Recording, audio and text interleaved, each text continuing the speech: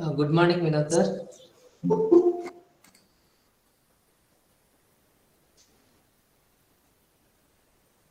Good Sir, morning. good morning, sir.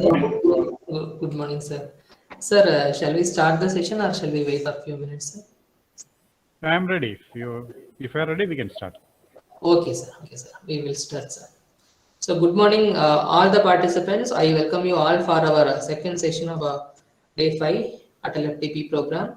The session title is Research Challenges in Industrial Robotics, which is going to be handled by Dr. B. Vinod, Professor and Head, PSG College of Technology, Coimbatore. So, on behalf of Sri Ishwar College of Engineering and Department of EEE, I welcome Dr. B. Vinod, sir, for this FTP. So, welcome you, sir. And Thank you. now I hand over the session to Dr. B. Vinod, sir. Okay, thanks a lot. Hope you had a nice learning experience for the last, or maybe since Monday. Uh, all of us had some objectives, so hope you could fulfill some of them, or maybe all the expectations what you had at the beginning of this FTP. I understand this is the last day, so whatever be your or whatever was there in your mind when you started. So when I gave you the introductory speech on Monday, so we discussed the objectives of FDP, learning, networking, understanding, and that's how the whole life is like. So hope it has created such an ambience, and thanks to Sri Ishwar College of Engineering, Department of EEE for organizing this, and wonderfully organized. So congratulations to the organizers and the institution and all the participants who have been patient enough to attend all the sessions in spite of your other schedules. So hope it would have been an experience worth like remembering for a lifetime. In this session, we are going to discuss about research. So I'll just share my slides. Uh,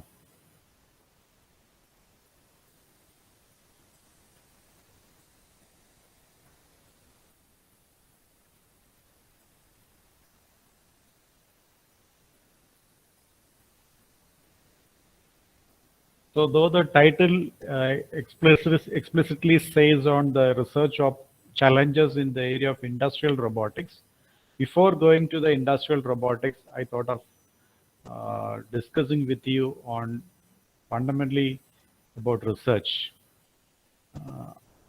I don't know how many of you have completed your PhD. Uh, if there are some more professors in this group who are planning to do your research, some insights on what is research, how to do this research, and some steps and something on funding for research projects, how to apply funding, what are the funding agencies from where we can tap funds for doing research in robotics, and how long it will take, how to spend this money, how to do a complete funded research. So when you talk about research, there are two things. One that leads to the next level, PhD. So that may involve a funded project or may not involve. It may be a pure academic study based on your theoretical knowledge, on analytics, on simulation, on design. So it will need not be a project that is funded by a funding agency or an industry. So industries do fund projects, but mostly they fund projects that are useful for their industry, for their application. It may be to solve one of their existing problems, or probably they would like to convert that research into a product which will go to the market, and then the industry can make some money out of that. So most of the industries, they do fund the industry, the research projects, basically for these two activities. Sometimes it limits only into the level of a consultancy work or a consultancy project. Sometimes they may have the internal facility to uh, take on our design or suggestions to the next level, prototype it or implement our solutions to their problems. So that needs only a consultancy level support from the academic side. Sometimes we have to give as a complete solution. So research, one, just only for the academical intellectual curiosity, or that will enable you to get another degree. Second is one which involves industry participation and funding. Third is, yes, it has academic and industrial or societal values, but it is funded by another funding agency, mostly a government funding agency or research labs. So these are the three types of research that is being happening worldwide. So if you have not done your PhD, then we should identify one area for doing our research. And why PhD is so important these days, as you all know, if you would like to continue your or pursue your career as well as your life in academics or research, like a teacher or a research scientist, then they expect higher levels of learning. That requires continuous learning as a researcher. And it doesn't mean that learning starts or learning stops the day you finish your master's degree. It's not like that. Every day is a learning for any academician. And once you focus this learning into one particular domain, that becomes your research area. So you are trying to become a master in that particular area, which gives us abundant opportunities for enhancing your career prospects. We all know that we are all here to have a comfortable life. So for comfortable life, one, we need to have an ambience for that. For that, sometimes we may have to create, and that creation requires money. And how to make money? One, it is self-fulfilling. As a teacher, teachers have got something which is very special that other industries or other business or other kinds of career may not offer. Like we deal with life, like we teach. So those students who comes to us, they come to us with a lot of expectations. So it is our responsibility to fulfill their expectations and make them a much more refined person who can create first a change in their own life and a change in someone else's life. It may be to a society, it may be to his family or her family, to his or her industry. So every individual is supposed to make a change. And I think all of you are attending this program, this FTP. You wanted to attend this, you purposefully selected this, and you are here for a change, maybe a small change. But the reason why you opted for this is to make a small change. You feel that after attending this program, something or some change you can observe in your life. But just merely by attending will not make you that change. You need to follow some of the things that you have learned. You have to practice that, work along with others, and make that change happen in your life. So in that way, research has several dimensions. It transforms a person from from a graduate scholar to a very learned person. So normally we say it takes 3 to 5 years or sometimes 3 to 7 years to complete a PhD. So that is the academic part of that. Have you ever, those who have completed their PhD, anyone is here in this group? Anyone who completed their PhD in this group? Sorry, I can't read the messages now. So if you have something to say, you can say, or somebody can read that.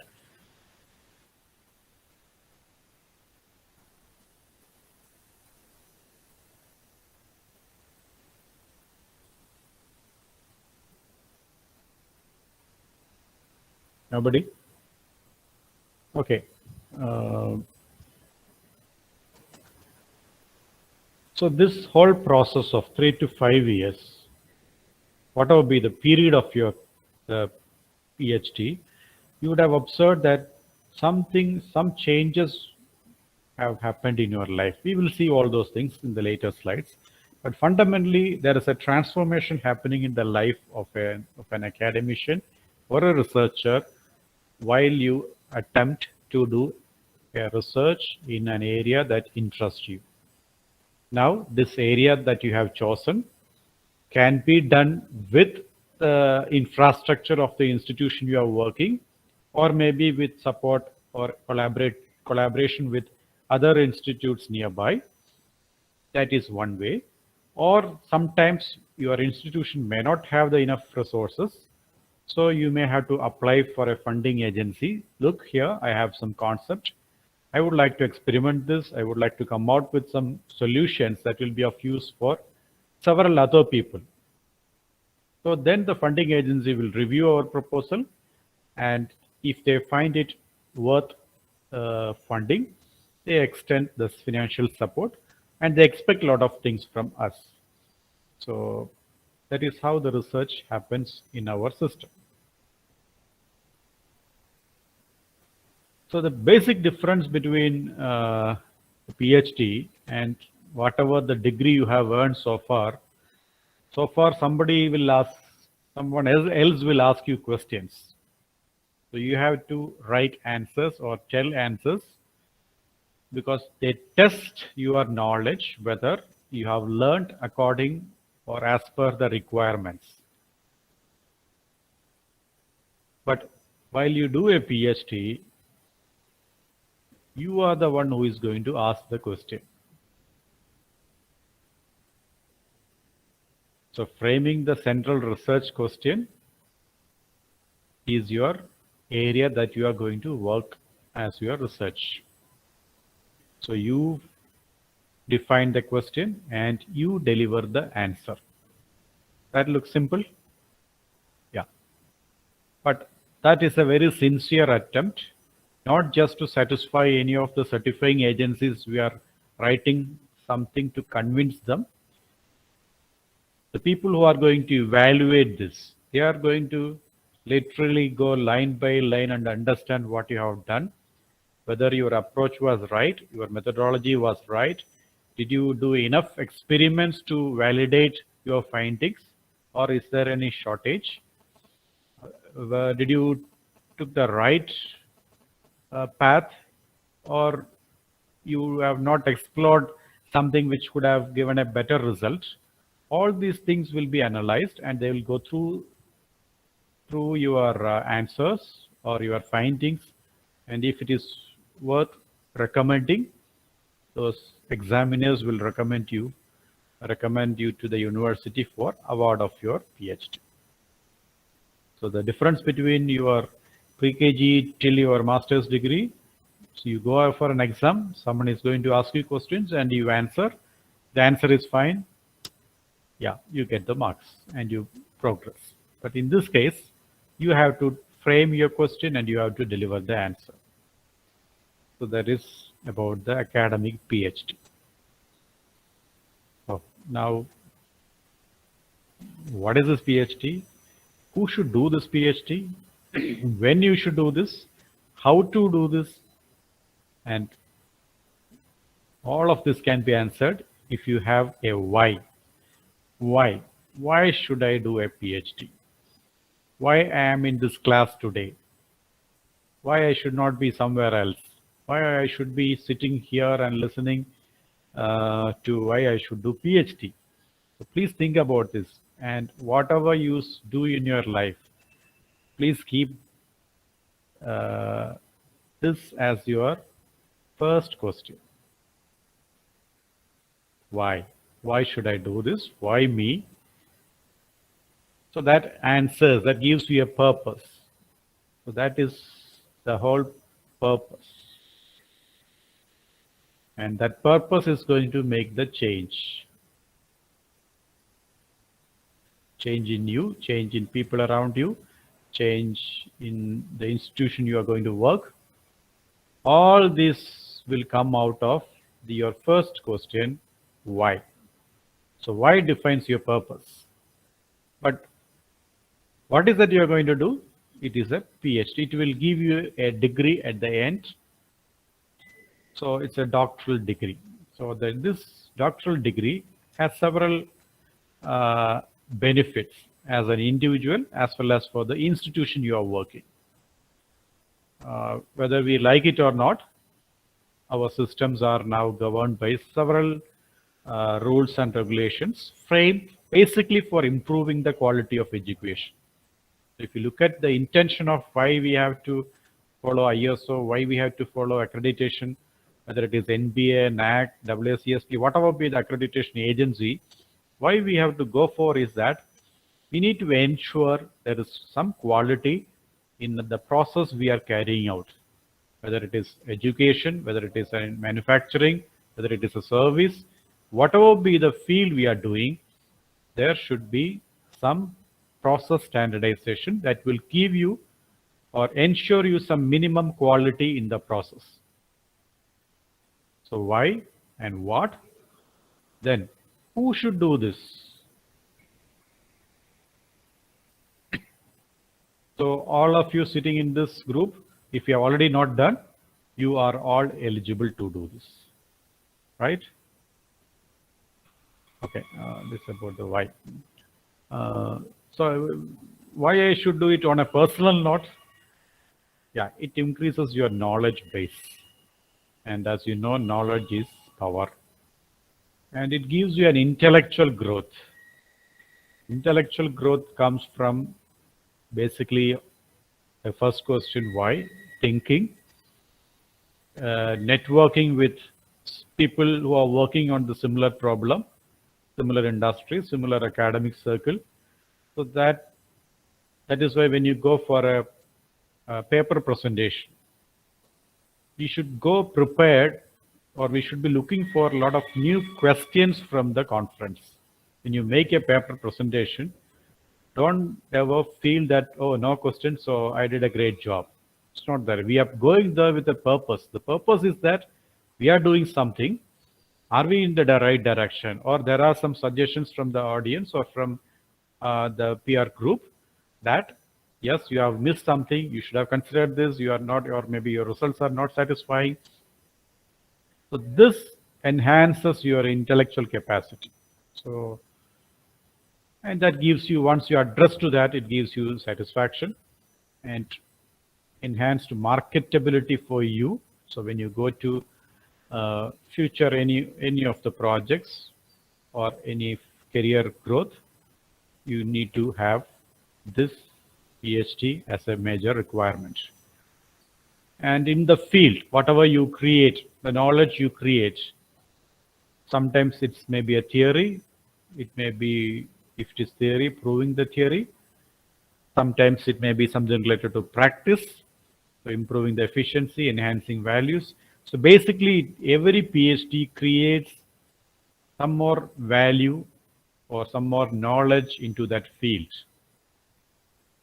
So when you do a research or literature survey, we normally identify some of the existing literature. How that literature has come? Because somebody had worked on that, and after the completion of the work, they documented it and presented it maybe as a paper, as a thesis, so some, or maybe a manual, or maybe some leaflet. So some way the knowledge created is available for the future researchers for reference. And in what way it benefits the institute? institute creates an intellectual capital, because you know that, like, if some company would like to give, or let us say with an example, if Google wants to give a funded project, or they want to involve some of the academicians in a project, so they will be looking at institutes that are strong in that domain.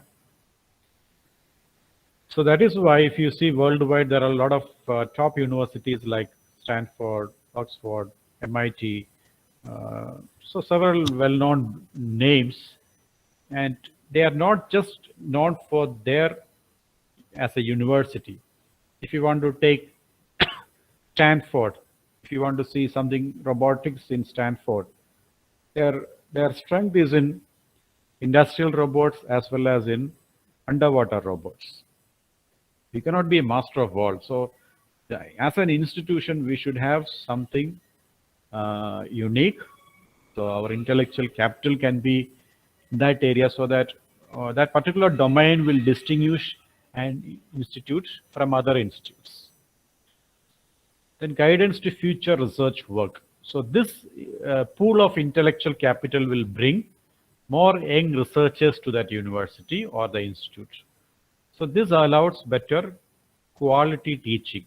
Fundamentally, when we do all this research, the net result is that somehow, knowingly or unknowingly, the quality of teacher goes up, because he reads, he experiments, he writes. So in a way, the person or the teacher himself or herself is refined in the process of this research. This is again, we discussed on the what, the highest degree possible in any discipline, demonstration of research competence. So if you are a PhD holder, others will recognize you as you have some competency in some research domain which you have proved. So basically, when you have the competence in research in one area, a person with that caliber or skill will be able to contribute much in research in other areas too, or you can take up other areas too. So that is about the research competence. You demonstrate through your dissertation your mastery of your subject, your research insight, respect for the discipline, capacity for independent research, and the ability to communicate your results and relate them to the broader discourse. This is very important. So you can see whatever we have written here. This in fact tells you what you achieve from a research. One, you became more disciplined in your approach toward that domain, because you take it more seriously than doing your undergraduate or postgraduate studies. You develop skills to do independent research. So this is a big area, research. We have to find out the meaning of this, which we will explain, we will discuss later. But this big word has got so much of importance in the life of all the academicians. And finally, ability to communicate the results. As a teacher, all of us should have the ability to explain things very well. So not just through oral presentations, but also to document, and anyone later who goes through our documents should be able to understand what research we have done. Okay, then who should do? People who are thirsty of knowledge. Don't do it only for the sake of getting one more degree, which may get you some more increase in your monthly check. So that should not be the intention to begin with. You should be looking for more knowledge in one particular area. So since all of you are here to attend this robotics FDP, you are actually thirsty for knowledge in robotics. You are looking for more and more information, knowledge, experience to become a better or a a more refined robotic researcher. You should be open to learning. You should be looking for avenues for learning. And I know because of that only you all are here. You found out that there is some FTP happening. You would have gone through the content. You felt, yeah, it is possible to improve my knowledge. So let us attend this. So there is, you opened yourself to another opportunity for learning. You should be willing and able to work hard. Yeah, this is very, very important. Work hard. It is not that a physical hard work, but it may include, it may, you may have to travel to other places, other industries, work with maybe operators, workers in the late night work, shift timings, record your readings. So a lot of things may be recorded if it is a practical project, practical oriented research. Otherwise, if it is only an academic research, then you have to do a lot of simulation and analysis. Then you should be curious to know. You should have the, fundamentally, a person should have the curiosity to know what is happening. Then you should have eager to create whatever you learn, the knowledge base you have. You should be able to create something. It may be a theory, it may be a model, it may be a project, maybe a product. So the eagerness should be inbuilt in you to become a good researcher. And you should be competent in the subject. So without the basic fundamentals required for that domain, if you uh, start pursuing that, there is no problem, there is no harm. You still can do, but it may take some more time. You have to first make sure that you have enough competency to understand and carry out that research. And very, very important thing, the patience. This is not a degree that you can just register, pay some money and get at the end of first year or second year. This goes through a series of stages in your life that sometimes you will feel very frustrated. You may feel like quitting. Everything goes through this cycle.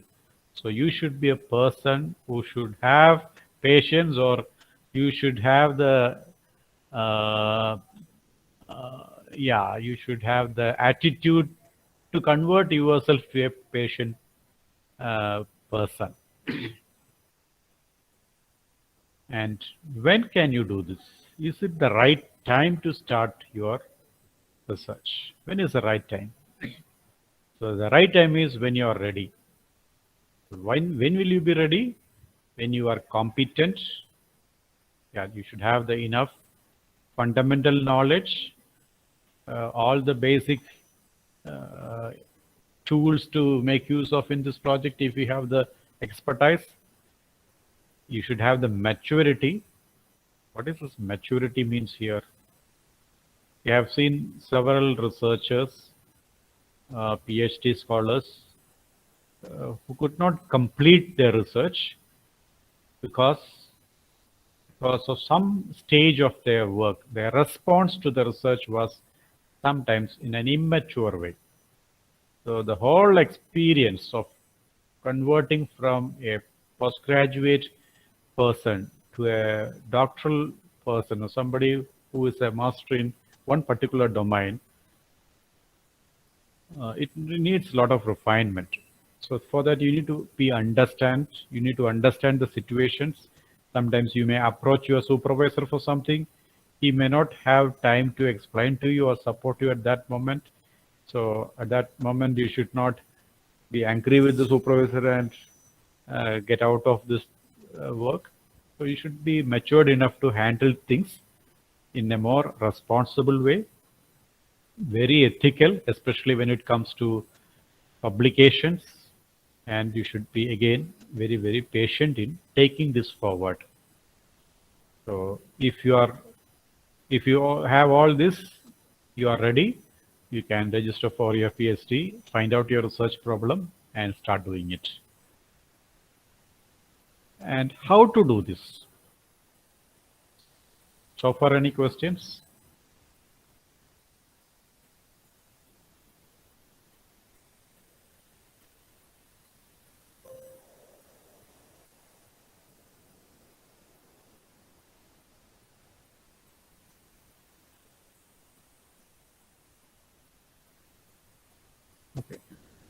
No questions.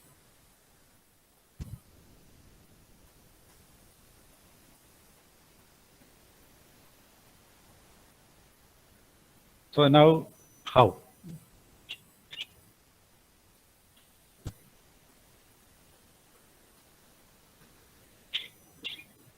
So I have made it into phases. Let us say phase 1 is to identify a field. So since we are all here in this robotics group, hope I understand that. Hopefully you have identified robotics as one exciting area to carry out your research. Then some questions you have to ask. Do we have enough qualification to carry out the research in robotics? Are you with a postgraduate in mechanical, electrical, electronics, computer science, AI, mechatronics? If you fit into any one of this, if you feel like, yes, I have the fundamental qualification, what most of the universities will check, or the eligibility requirements. If I have that, yes, qualification is met. Do I have the interest to pursue in robotics? Yes, because you are here, because you feel you are interested. And which area is going to have a scope? So whatever the 3 or 5 years of work that you are going to do should not just uh, rest in a thesis in one of the library shelf. It should have a scope for implementation, should have a scope for development of a product or a process or a service, or it should address at least some theory or a platform for future researchers to work. So basically, it should serve the purpose of something like a Bible, like whatever you are done will be a good reference for others to continue the research. Then only that field will emerge. And choose a field that has got scope. So this we will identify. And how to do this, whether let us say exoskeletons. You read some literature or some paper, you found out that it is interesting, you are taking that, okay, I'll do my research in exoskeletons. This field has been there have been several PhD theses, several products have come to the market. Is this product already accepted? Is there any future scope? What are the difficulties in this product? How to take it to the next level? If that scope is there, then it is worth continuing in that direction. So that gives you the identification stage. And once you are identified your field, you have identified a university to do your PhD or a research. Once you have identified your supervisor, okay, this comes here, supervisor identification, because I think that should come along with once you identified the research scope, because some of the supervisors may want a scholar to work in some of the topics which the supervisor is currently working, probably due to 2-3 reasons. One, he would have done several or he would have guided several scholars, so he has a knowledge base already with him. We can also add, or our work can also add to that basket, or we can take some of the information from his basket and we can also pursue in a different direction. Second, the supervisor may be having a funded project from some of the funding agencies. So he is in need of a scholar who can work on a funded project. Then if that is the case, probably you may get a stipend or maybe a scholarship. If it is a full-time program, if it is a part-time, we may not get. But there will be, if it is a funded project, but there is a slight difference. If it is a funded project, you will have some time pressure because you need to complete your work. Then only the supervisor will be able to complete his complete funded project and submit. So you need to work under some time pressure, and whatever be the scholarship or the stipend, normally supported from this kind of funded projects will be available only for a specific duration. It may be for 1 year or 2 years or 3 years. So within that, a scholar has to complete his work and give all the data or results to the supervisor. Uh, so this also is important while you identify your research scope. So find out a supervisor who has, again, he also should be experienced, he is qualified enough, he should have a research interest that gels with your interest area. And also, if you require some funding support, find a supervisor who has some funded projects. If we are doing it in India, most of the cases we may have our own support system, but normally when you try for a university abroad, surviving in those foreign countries may be a bit difficult if you are just relying on funding support from our parents. So instead, we need to have some kind of scholarship or assistantship in some form from any of the funds. So explore that, whether the supervisor has enough funds to support you. So once that is identified, you finish all your research registration process, then you have the academic preparation. So the doctoral committee will recommend you with coursework. Let us say you are the same example, exoskeleton is your area of research. Then what are the courses that can give you more knowledge and you have not covered in your PG, which will be required for laying a better foundation for you to carry out your research. Maybe a vision system, maybe mechanical links and joints or kinematic systems. So whatever be the courses available in that university, that will be recommended. So once that is done,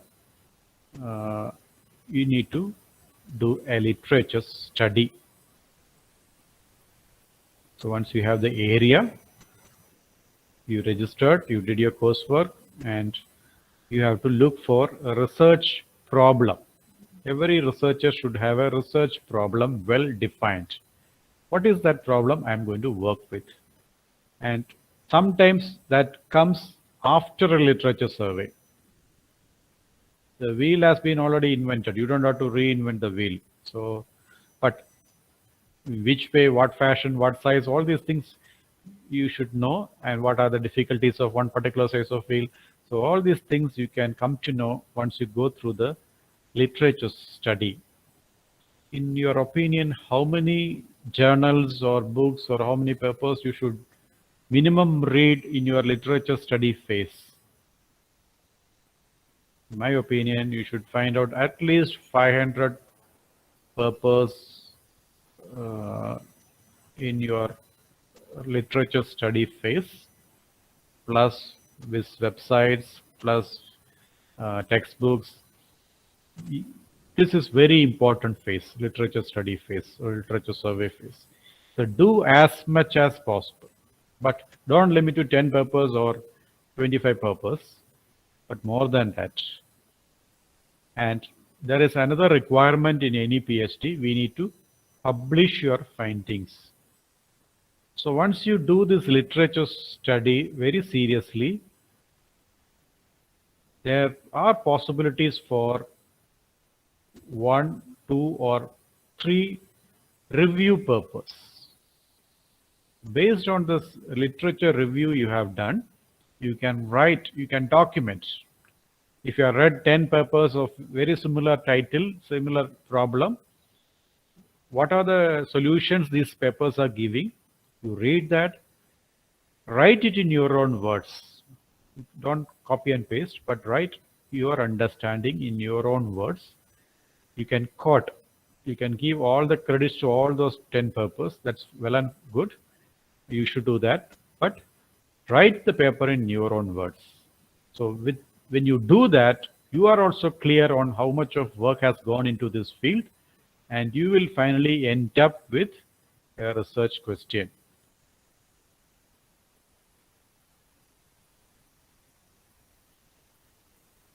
And sometimes this leads to and industry awareness. Some problems may be originated from the industry.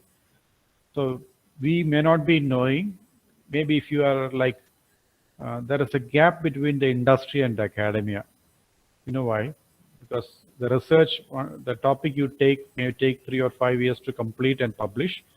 By the time somebody who is doing an industrial research, because industries may not be interested in publishing and getting a PhD degree, but their objective is to refine their product or make another product and launch it to the market, go to the customer as early as possible and convert that to cash or money. So in that process, the industry may not be interested in publishing their findings or their features of their product. So by the time we complete the research and comes out with your thesis, the solution would have been already there, or it would have gone through maybe several generations ahead. So in order to avoid that, once you identify your area, if it is an industry relevant problem, have a network or a connect with industry. How will you do this? You need to talk to people from industry, find out their appointments, go and talk to them, and don't just get a blank appointment. Don't go and waste their time, because time is very precious. So you should prepare a questionnaire. What are the things you want to learn or understand from that industry expert? Make a questionnaire. You can send it. Nowadays you can make Google Forms and you can send it if that is enough. Or you can also go and interview that person. So while you do the interview, it is you can communicate. It is an opportunity for you to ask more questions and understand it better. So this part is very, very crucial. And in the phase 2, the phase 1, it is just a beginner's level. We continue from there. We are already in the literature survey phase. And once you do this literature survey, identification of journals are very important. Identify journals that are respectable, relevant to the program, and prescribed. So if it is robotics, let us say for sake of example, IEEE robotics, there is a journal. So that they publish very high quality research that is happening in the field of robotics. Very respectable journal, very well accepted, very relevant, and mostly it will be prescribed by the university or maybe and it is an opportunity to understand that journal, and possibly we can also target those journals as an opportunity for you also to publish. How to get access to these journals? One, using the library facility of the university, or maybe through your connections network. You can request a friend from another university to download and get you some purpose, or maybe a friend who's abroad, or there are some social networking groups. These days you are all blessed with a lot of infrastructure. One is the IT infrastructure. Information is available in your fingertip. So when I was doing my research, there are instances I have traveled to other university libraries to get access to some of the journals there, because it was not available in my university or in that institution. So after just a minute.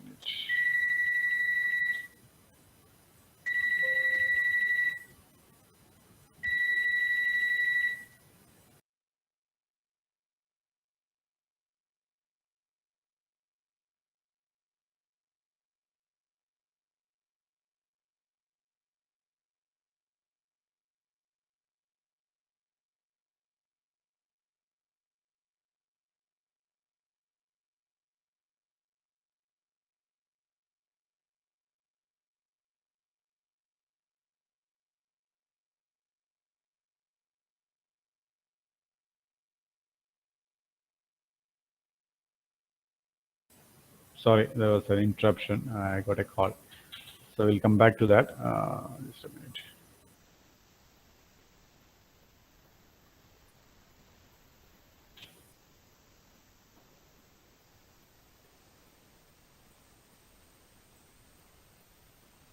Yeah, that's clear.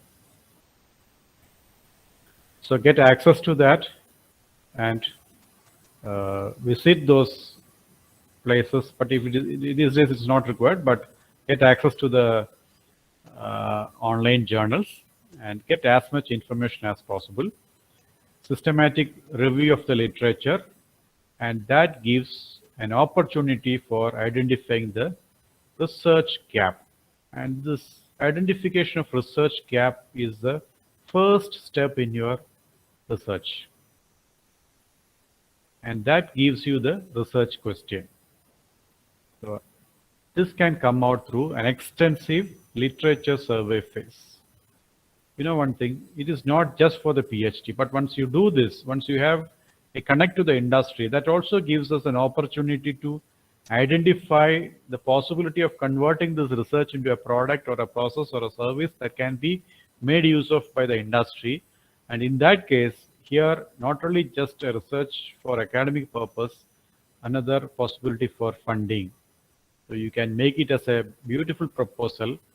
So once you finish your literature survey phase 1, you will get a research paper, a review paper. You can publish in some good journals. Second is write a funded project.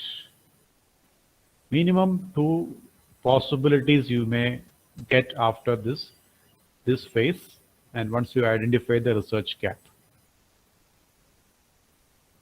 Why do you have to go for a funded project? You can do it as an academic project and get your PhD degree. It's possible, but this gives us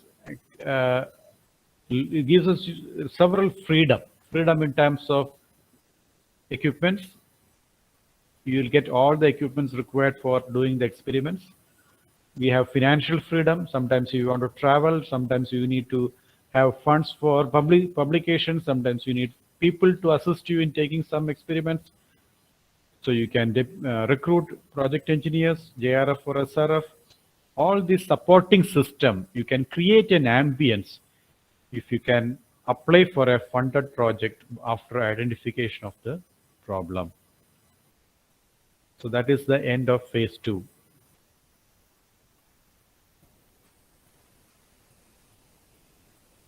Okay, just yeah.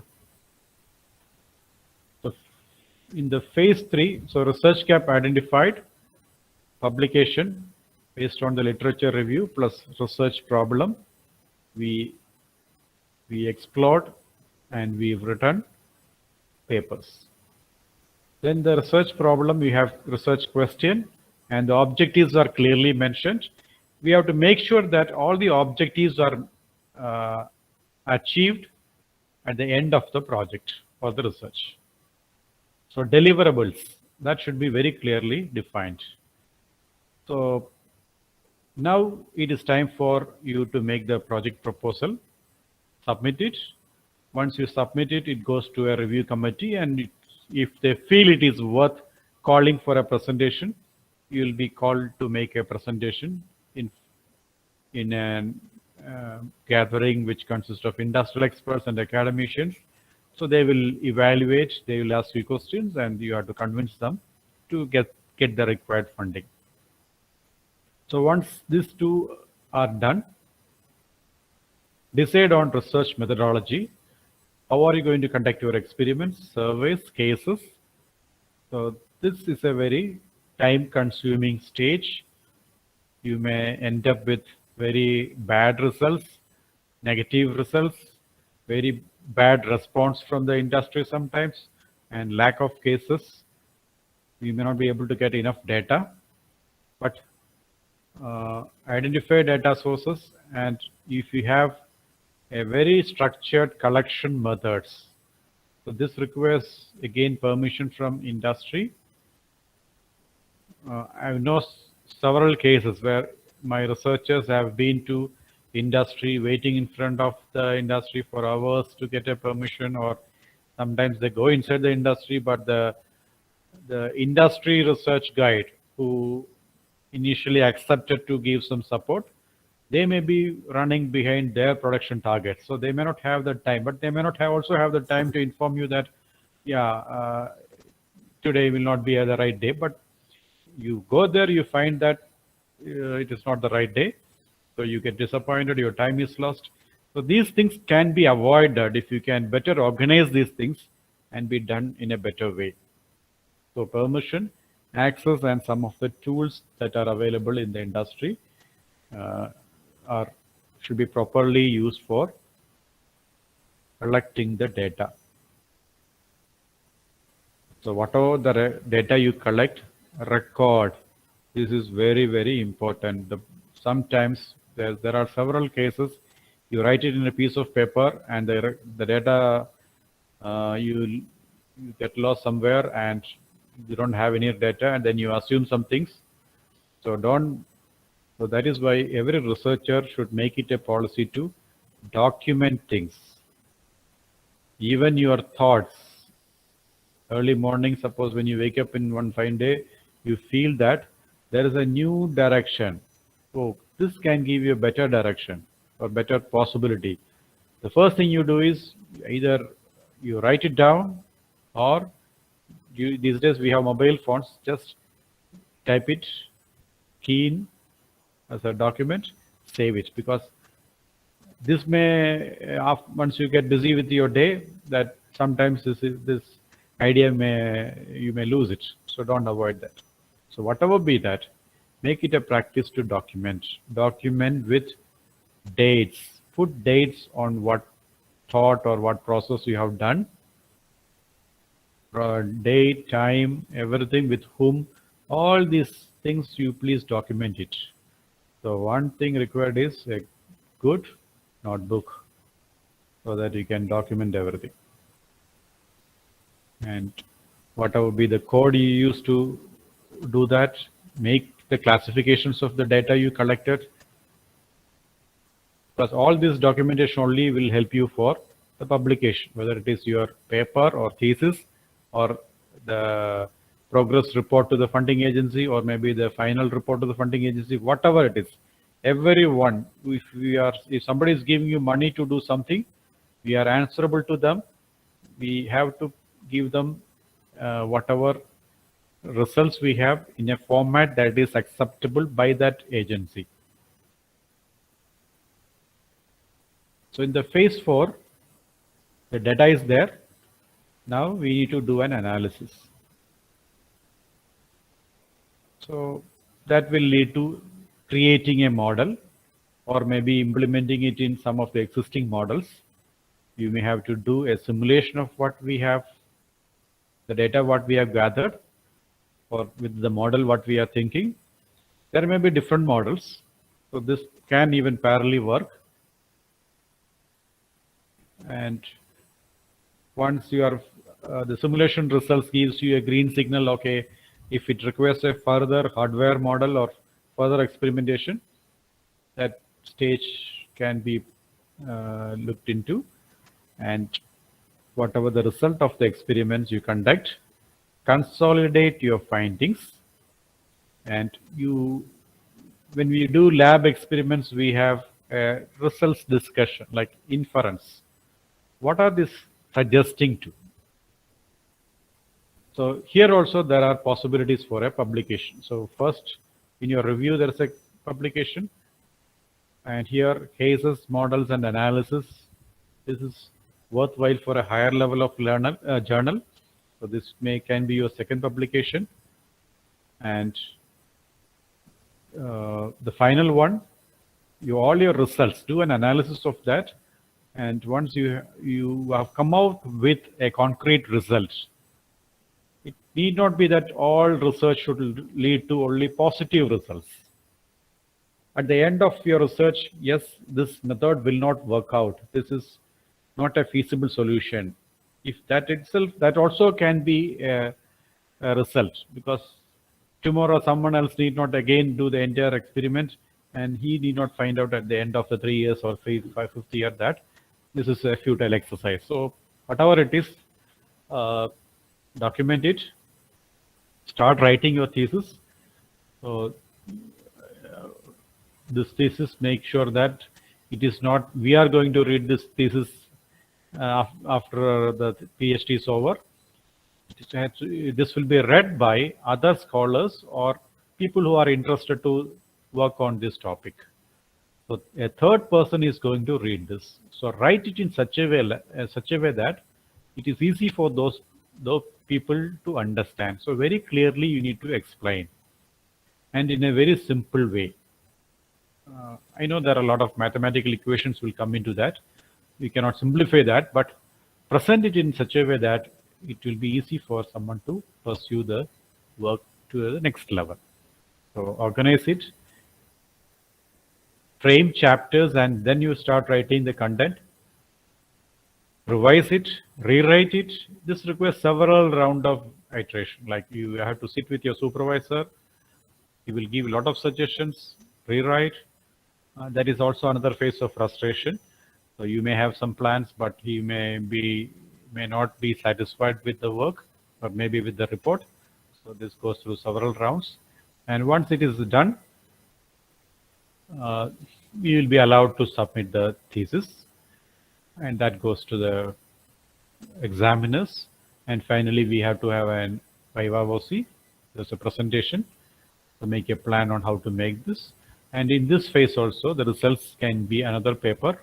So minimum possibility is 3 papers that can come out of any research. And now these days, publications are a must, not just for the sake of an increment or an incentive, but that gives us more visibility, not only for the individual, but also for the institution. On work and demonstration of work, the work that you are carrying out should be visible to the supervisor, because if you keep some of the things hidden, people may not be able to give good suggestions. And hence, at every stage, involve, if you need support, like if it is a funded project, your project engineers, JRF, SRF, or your PG students, and demonstrate to them how you have done the experiment. Let the work show. You don't have to talk about it, but you need to write about it. And always keep thinking about it during your research stage, because everything originates or ideas comes out from your thought or from your brain. Keep thinking about your research.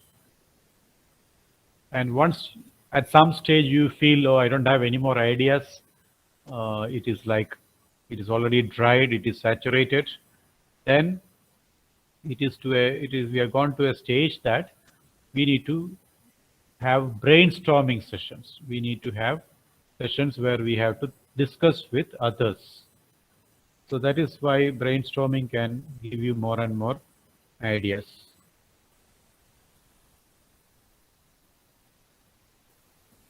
On the curiosity to confusion trap. So basically you need to organize your work and never over consume your work. You have to think about it, but keep it in a level that it should not consume your health. Stick to your original scope of the work. Always revisit your objectives. There are various possibilities that we will be deviating from the initial goal. So keep a check of what were our original commitments, and please make sure that your work is in alignment to that. Map your mind and keep visiting it.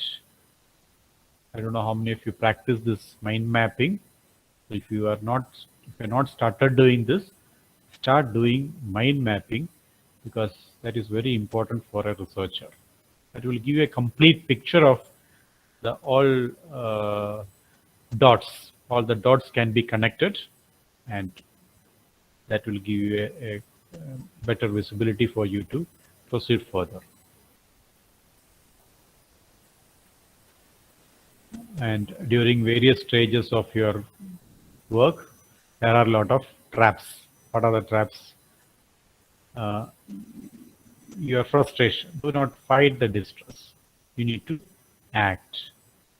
How will you act when you are stuck somewhere? Yes, just frustrated about the where you are stuck, and just sitting idle will not solve the issue. So you need to ask. The best is talk to your supervisor. Fundamentally, you need to trust him, ask for help, but never try to please him. You need to, uh, the work should be your focus. It is not to please your supervisor. See, he may have some uh,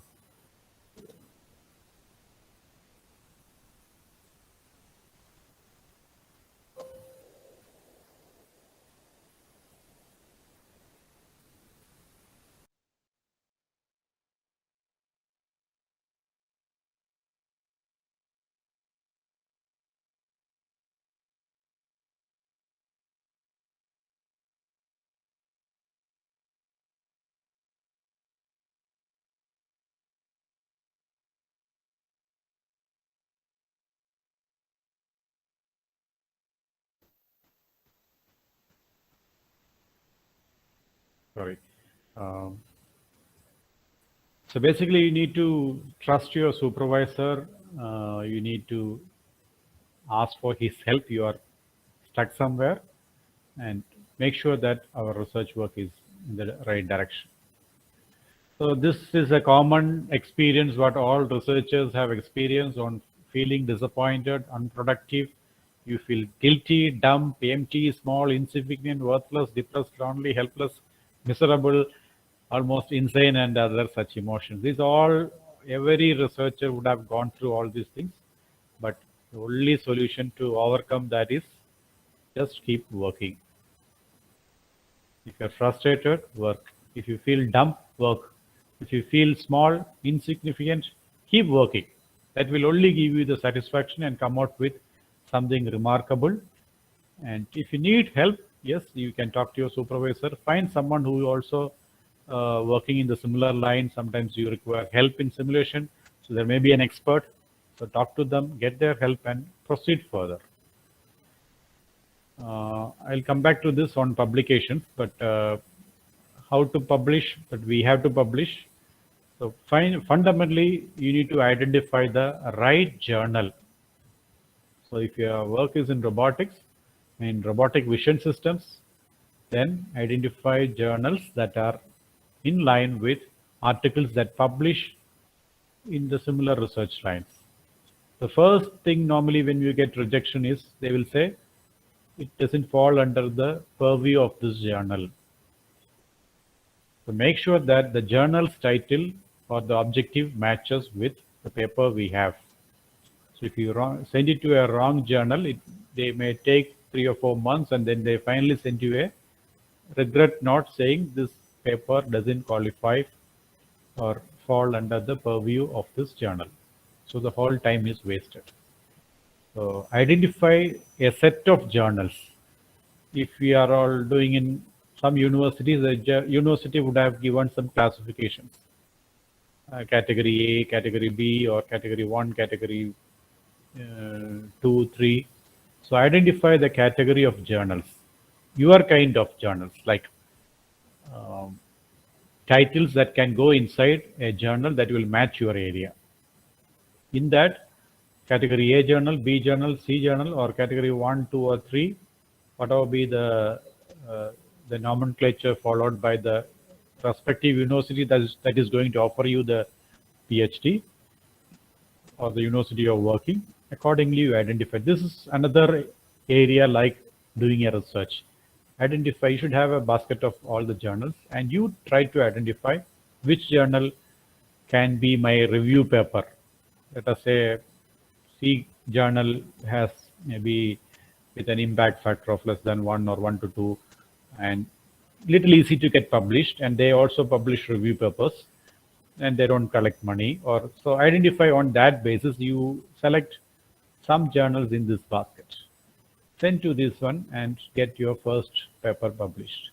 Then you plan similarly for B category and C category, and uh, you also give sufficient time for the publisher, because when you go for higher levels of journals, they require normally 6 months to sometimes even 1 year for publication. Sometimes they may also ask you for some publication expenses. So be prepared for all those things before you think about publications. How to write thesis?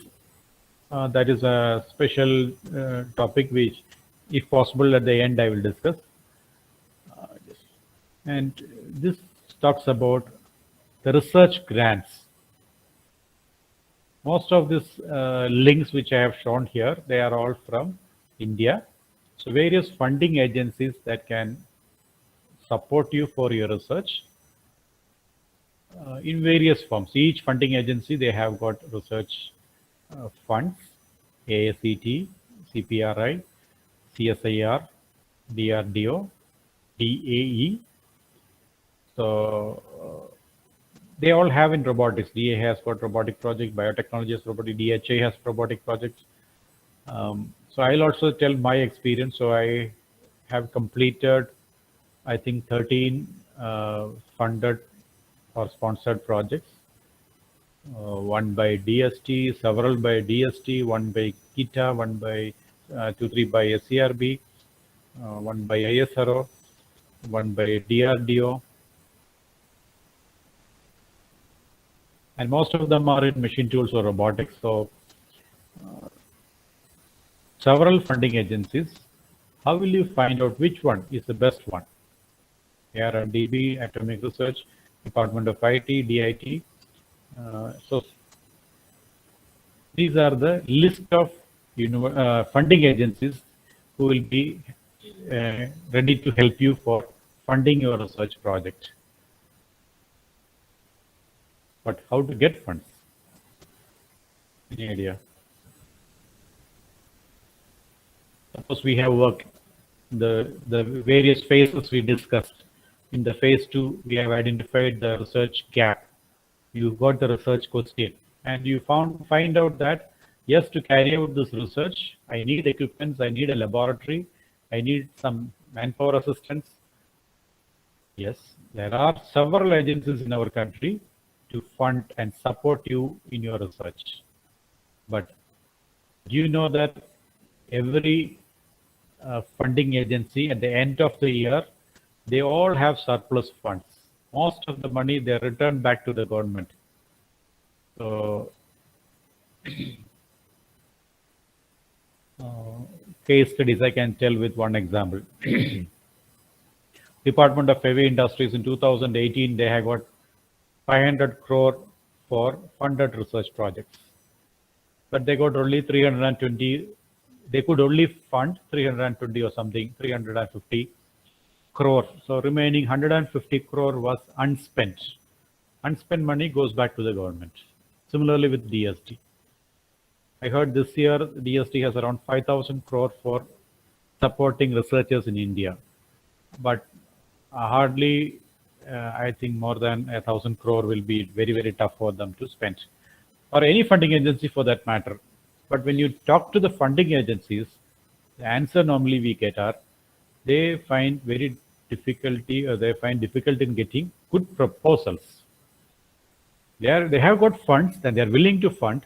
The issue is that they don't have the right proposal or a proposal worth funding. So it is the responsibility of each one of us here to make meaningful proposals that requires funding. So in some way that will add value to our country. Sometimes it can be an import substitute so that some of our foreign currency can be saved, foreign reserves can be saved.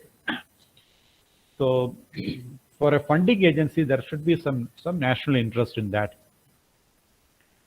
So whatever be the proposal you are making based on your research finding or the research question you have identified, identify the right funding agency. If you are trying to make a manipulator for handling nuclear materials, then the right funding agency may be Atomic Energy Regulatory Board or Department of Atomic Energy, because they will be interested in a solution for some of their problems. If you are something on space robotics or a space vehicle, then ISRO will be the, or maybe a sensor, a thermal sensor for for space applications. If that is your research, then ISRO should be the right funding agency. So once your research question is identified, the next stage is to identify the right funding agencies. This also you require the help of your supervisor or some of your research professors in your institute, or there are forums like this where you network with people and they may share your experience. Sometimes they'll say, oh, I went with this funding agency, it was horrible experience, so don't go with that. But there is another better agency that supports you lot of initial funds, so you won't get delayed.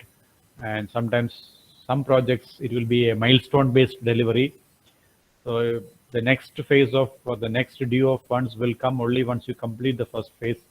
So sometimes you get stuck to pay the salary of the research scholar. So these practical issues will come, and these issues will be known only when you talk to people who had already experienced or who are already used the funds of some of the funding agencies.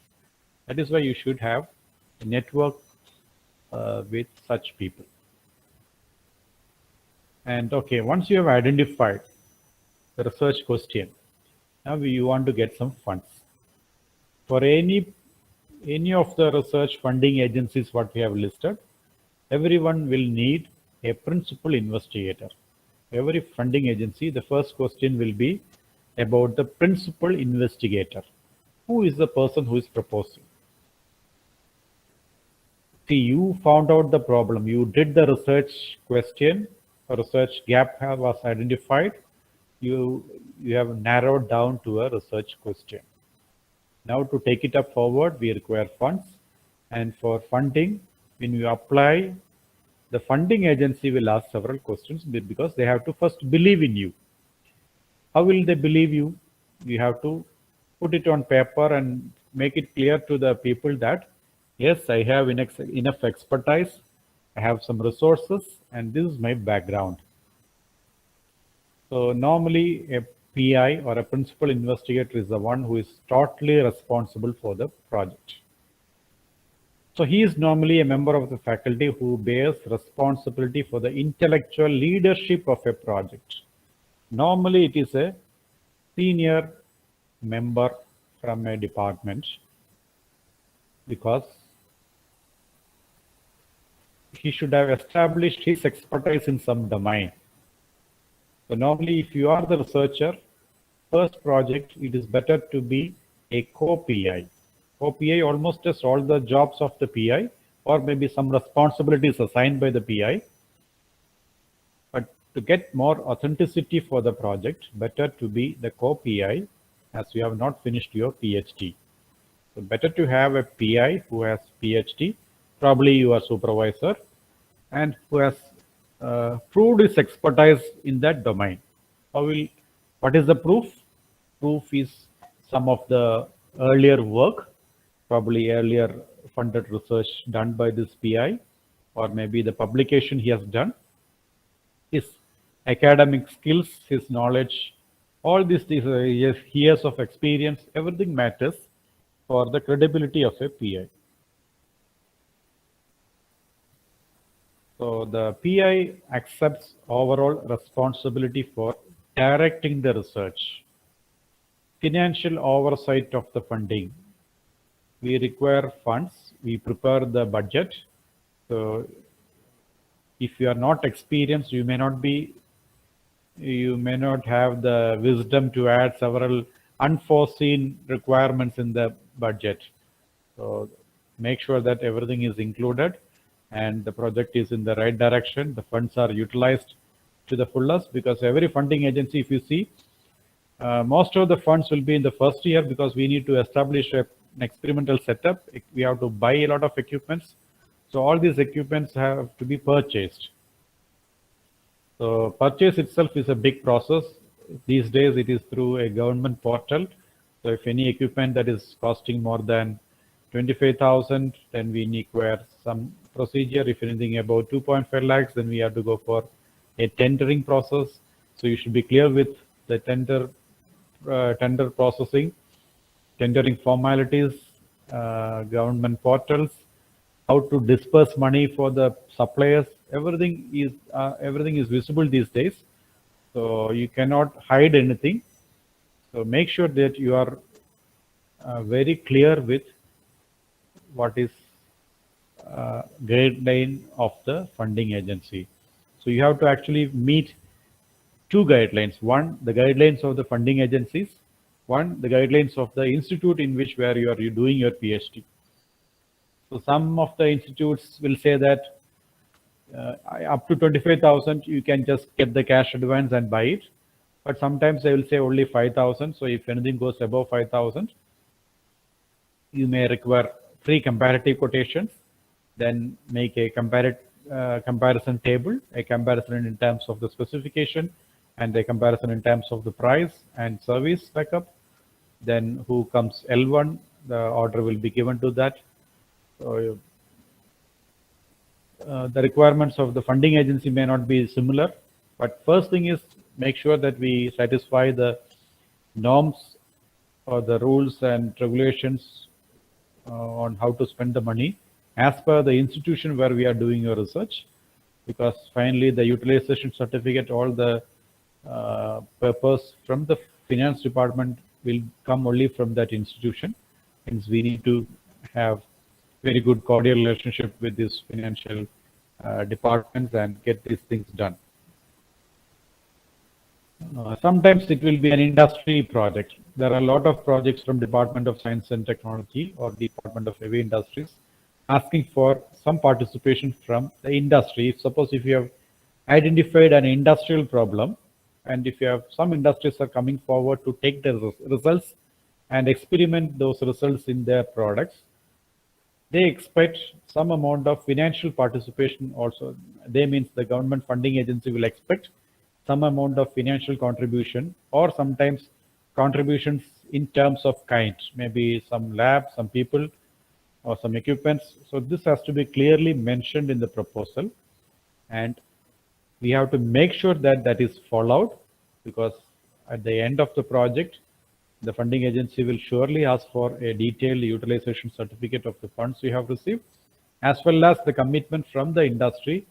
Initially, let us say a project worth funding worth 1 crore. The DST may say 80 lakh we will give, and you get 20 lakh from the industry. So that 20 lakh, whether it is kind or money or whatever it is, we have to tell them where we have received, whether it was made use of. So everything requires a track record. And sometimes we may have to do some experiments in some other laboratory. So sometimes we have to sign contracts. Sometimes we may have to do some subcontracts. So some money has to be spent for that. Sometimes we need training for some of the project engineers. Sometimes service we have to take from outside. Sometimes we may have to depend on clinical studies, like if you are building a surgical robo or an exoskeleton or something like related to medical field. Some clinical trials and studies and certifications may be required. So PA has to take care of all these responsibilities. So whenever you are applying for a project, make sure that the PI is well experienced, well established, preferably with a PhD, because he is going to be a supervisor. Naturally, he will be a PhD scholar, and you can be the co-PI. Responsibilities of co-PI will be almost similar, because you will be working with the PI. So he will assign you some work. So make sure that, but in the process, once you do this process, you are also getting familiarized with our systems, how to make a formal purchase, how to get things like commissioned, how to make use of the equipments, how to collaborate with other agencies. All these things you learn in this process, because that is required. It is not the degree that we are concerned, but the overall development of a person. Now, how to write a proposal for funding? So we have seen a list, like a big list of funding agencies.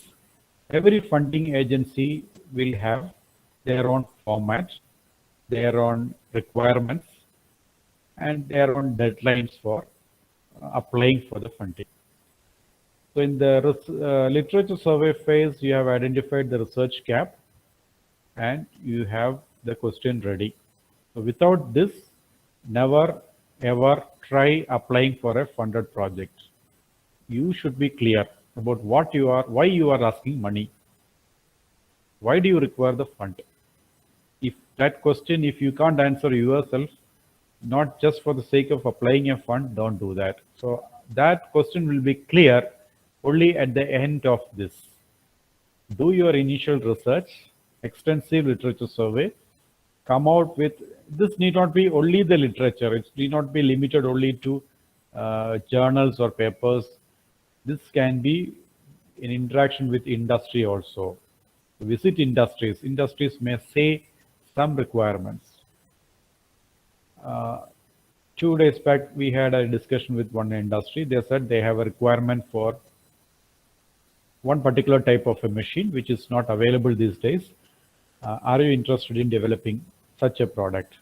And they said, we'll be happy to, this is an experimental machine.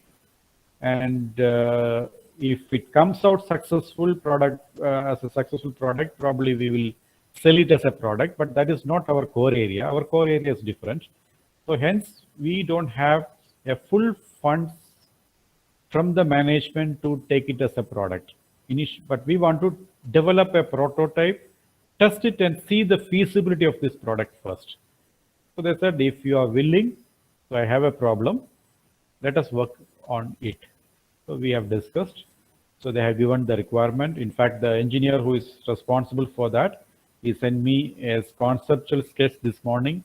He just draw this on a paper with his pencil, took a photograph and sent it by WhatsApp. That is what I'm saying. So you should keep thinking about it. The moment probably at morning 6 o'clock, he got an idea, okay, how this can be done. Sketch it immediately, take a picture and send it. Now he has shared it. Now we are very clear, like what are his requirements.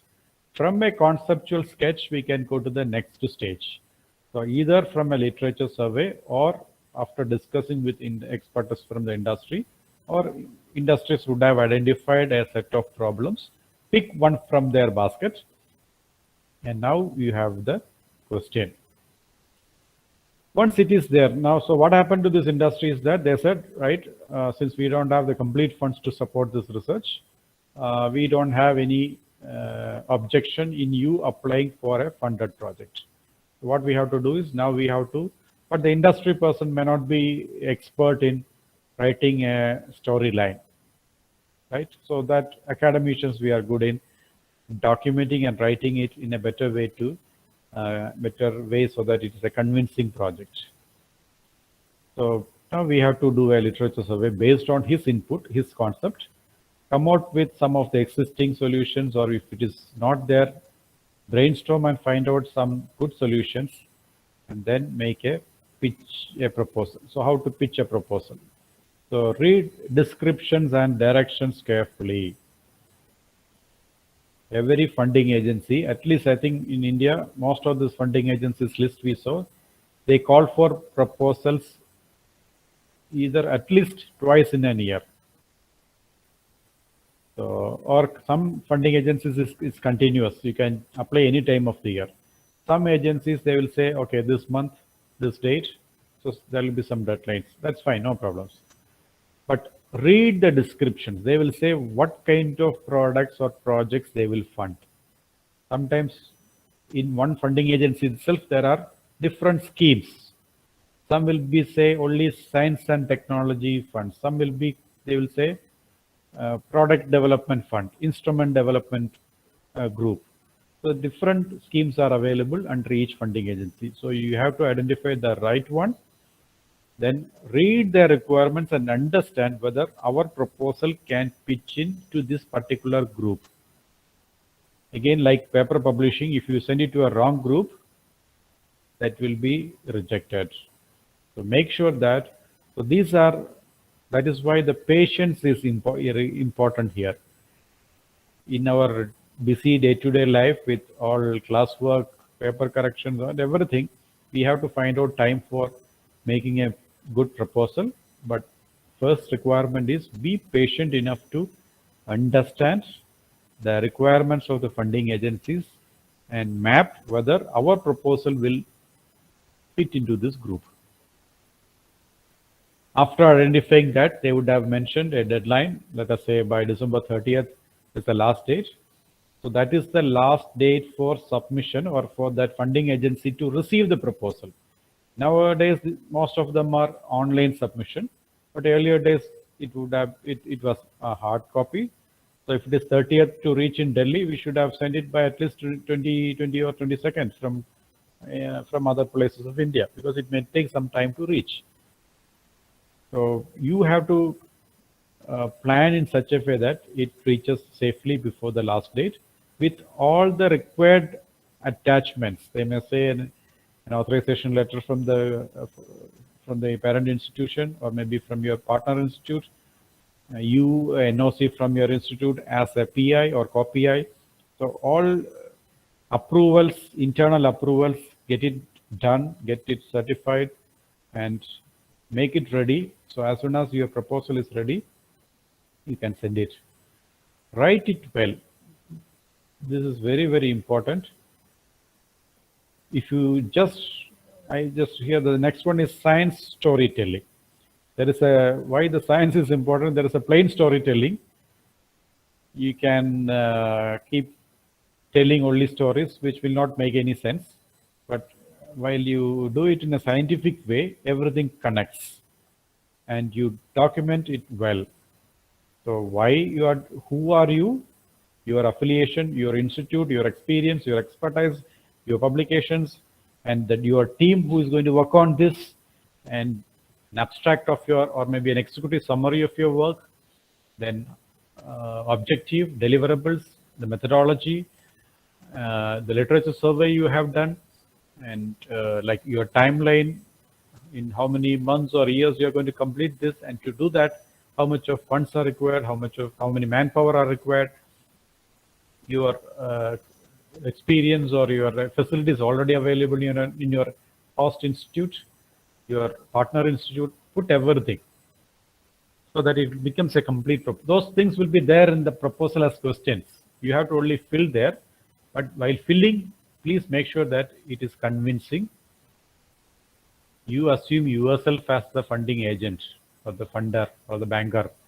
So what you will look into, please make sure that your proposal also has a very convincing storyline, which is very written beautifully, so that everything connects, right from why you are applying for these funds and to the end, what will be the contribution from this project, when, and who is going to take this contribution to the market, and how much is required for everything, the budget.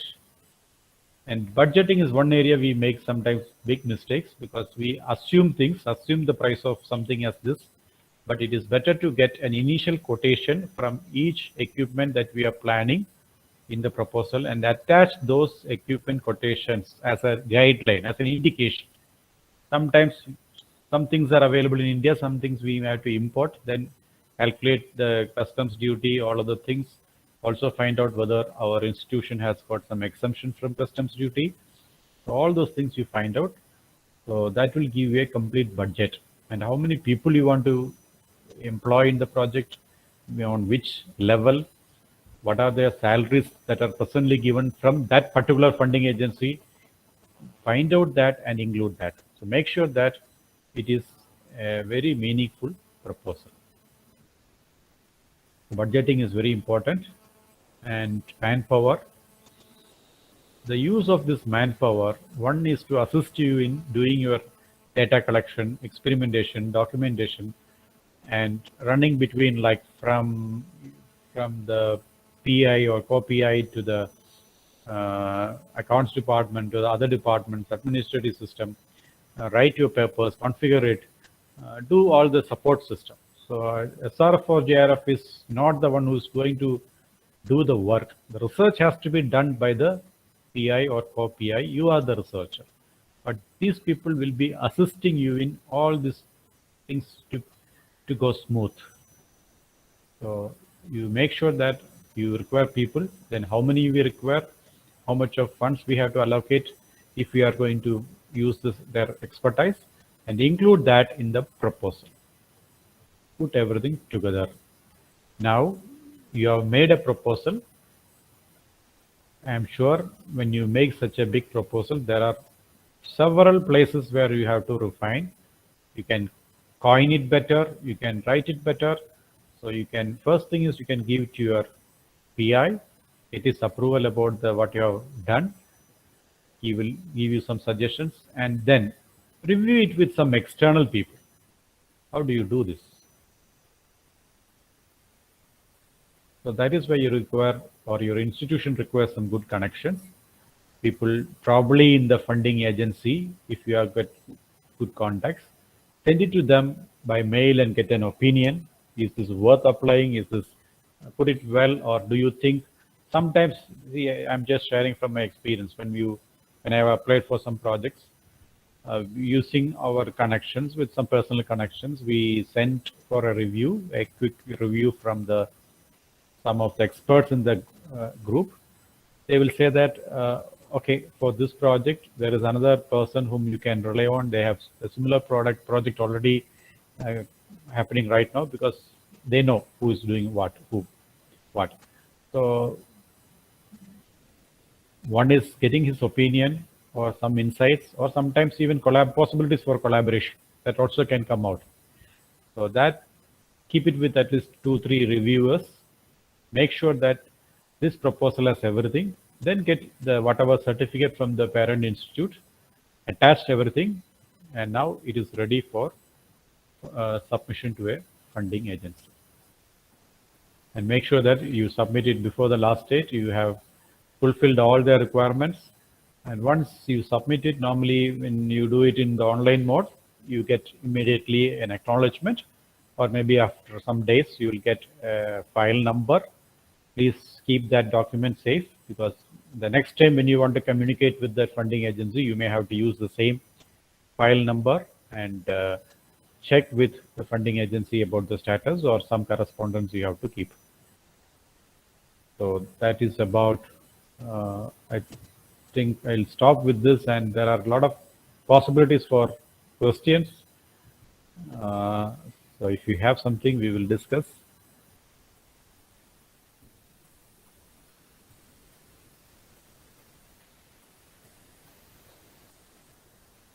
I know it's. So dear participants, if you have any query, you can ask Vinod sir.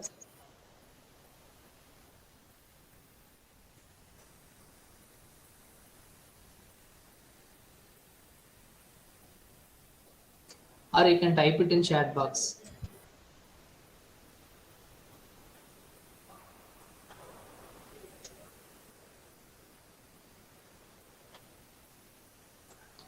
So I think there is no query from the participants side, sir. I think they are having lunch.